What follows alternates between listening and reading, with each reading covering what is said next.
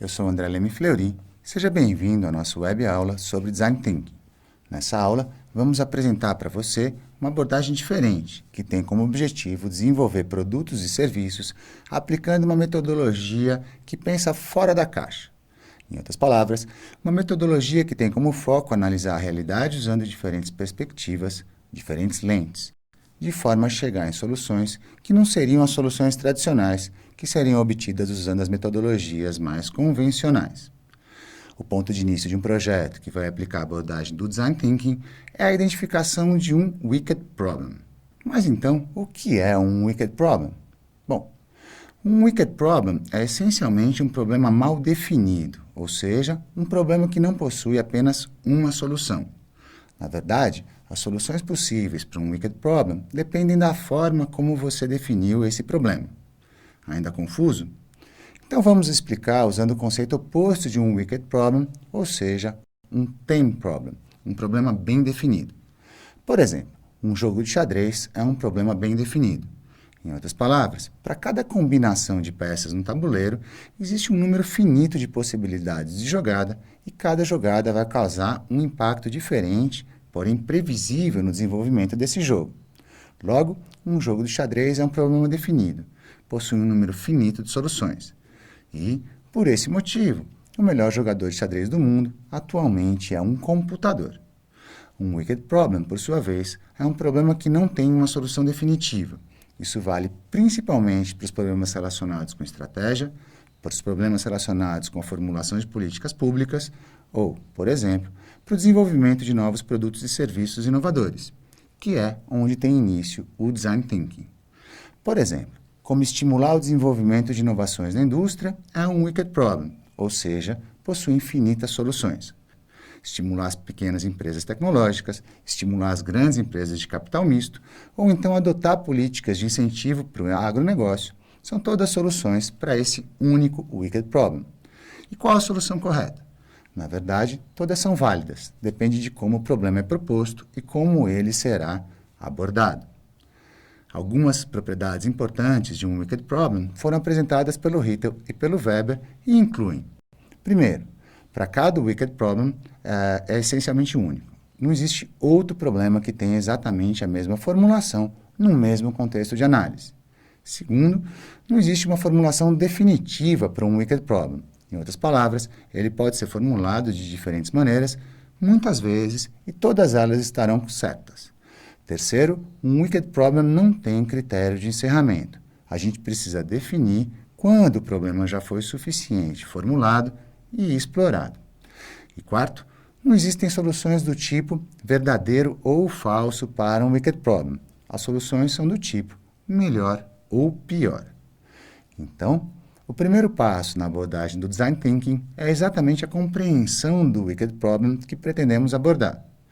Usualmente apresentamos esse problema na forma de um desafio estratégico. Esse desafio vai orientar a elaboração das perguntas que vão ser realizadas durante as fases de levantamento de informações e de pesquisas de campo e que posteriormente vão guiar o desenvolvimento das soluções que vão ser desenvolvidas. Por exemplo, criar produtos de investimento e rendimento que são apropriados para as microempresas que desenvolvem inovações tecnológicas é um desafio estratégico que corresponde a um Wicked Problem, ou seja, que não possui uma solução definitiva. As soluções que vão ser desenvolvidas dependem essencialmente da forma como vai ser conduzida a pesquisa e a identificação das melhores soluções. Um jeito interessante de estruturar o desafio estratégico é identificar o usuário final desse produto ou serviço e então elaborar uma frase do tipo: como podemos fazer alguma coisa que melhore algum aspecto da vida dessa pessoa?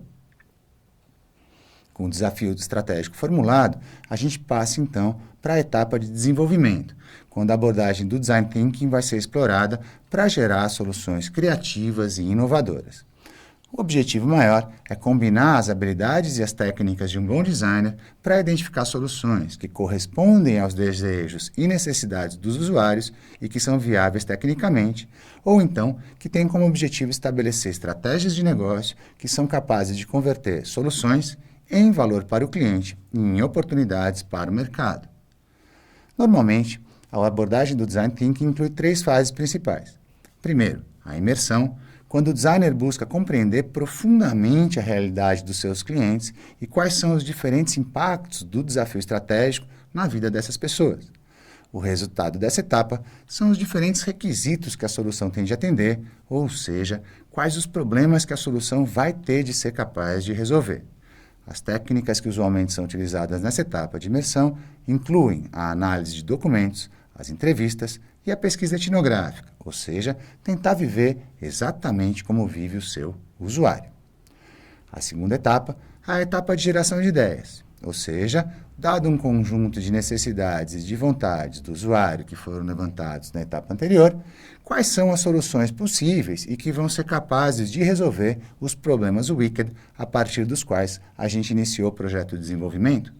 As técnicas que normalmente são aplicadas nessa etapa incluem a geração de critérios que vão direcionar as soluções, a estruturação de personas para estereotipar os diferentes tipos de usuários e a geração de mapas mentais e a realização de brainstorms. O resultado dessa fase são os principais requisitos das soluções mais interessantes que foram identificadas e que correspondem ao que o usuário realmente deseja. Finalmente, a etapa de prototipação vai transformar essas ideias de solução em protótipos, que sejam capazes de ser avaliados pelo usuário, que vai então decidir se a ideia é boa ou se ela é ruim. Existem várias maneiras de prototipar um produto ou um serviço, desde as mais simples, como por exemplo modelos em papel ou volumétricos, até as mais completas, como por exemplo a criação dos produtos mínimos viáveis, descrita pelo Eric Rice no livro A Startup Enxuta. E como tem que agir um empreendedor que deseja aplicar a abordagem do Design Thinking com sucesso? O Tim Brown, uma das mais importantes referências dessa área, apresenta algumas boas ideias para que você obtenha sucesso nessa empreitada. Primeiro, tem empatia, ou seja, considerar as diversas perspectivas a partir do ponto de vista dos diferentes usuários, procurando enxergar o mundo como eles enxergam. Segundo, trabalhar de maneira integrativa, ou seja, combinar complementaridades e contradições sem grandes preconceitos, buscando estabelecer novos conceitos. Terceiro, é preciso experimentar muito, ou seja, estabelecer questões que têm que ser respondidas ao longo do processo e explorar as restrições que estão sendo apresentadas para o projeto. Quarto, e muito importante, trabalhar em times multidisciplinares, ou seja, combinar visões diferentes, distintas, mas complementares. Por exemplo, incluir engenheiros, designers, psicólogos, artistas, economistas e biólogos no mesmo time em busca de uma solução única. E, por último, agir de maneira otimista. Em outras palavras, apesar da complexidade da proposta, sempre é possível obter uma solução, não importa quantas restrições estejam presentes. Então, essa foi a nossa aula sobre Design Thinking. Esperamos que você tenha gostado. A gente particularmente anda bastante encantado com essa abordagem. Como você deve ter observado, existem diversas maneiras de aplicar o Design Thinking. O importante, então, é identificar o seu problema Wicked, formular o desafio estratégico e percorrer as 3 etapas principais: imersão, geração de ideias e prototipação. Boa sorte nesse novo processo e até mais!